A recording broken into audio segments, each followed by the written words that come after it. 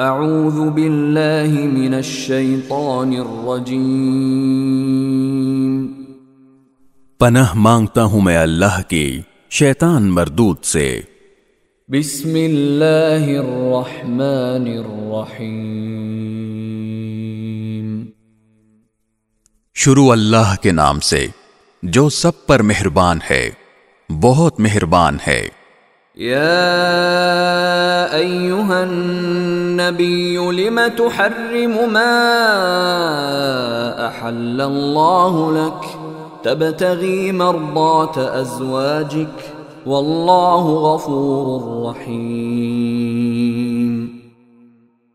اے نبی، جو چیز اللہ نے تمہارے لیے حلال کی ہے، تم اپنی بیویوں کی خوشنودی حاصل کرنے کے لیے اسے کیوں حرام کرتے ہو؟ اور اللہ بہت بخشنے والا، بہت مہربان ہے۔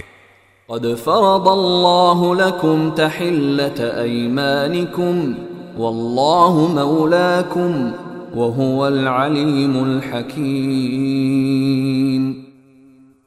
اللہ نے تمہارے قسموں سے نکلنے کا طریقہ مقرر کر دیا ہے، اور اللہ تمہارا کارساز ہے، اور وہی ہے جس کا علم بھی کامل ہے، حکمت بھی کامل۔ وَإِذْ أَسَرَّ النَّبِيُّ إِلَى بَعْضِ أَزْوَاجِهِ حَدِيثًا فَلَمَّا نَبَّأَتْ بِهِ وَأَظْهَرَهُ اللَّهُ عَلَيْهِ عَرَّفَ بَعْضَهُ وَأَعْرَضَ عَنْ بَعْضٍ فَلَمَّا نَبَّأَهَا بِهِ قَالَتْ مَنْ أَنْبَأَكَ هَذَا؟ قال نبأني العليم الخبير۔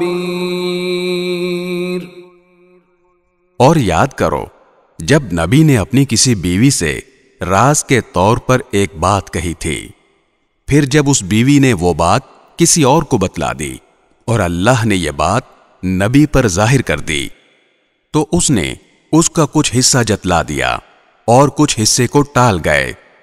پھر جب انہوں نے اس بیوی کو وہ بات جتلائی تو وہ کہنے لگی کہ آپ کو یہ بات کس نے بتائی؟ نبی نے کہا کہ مجھے اس نے بتائی جو بڑے علم والا، بہت باخبر ہے۔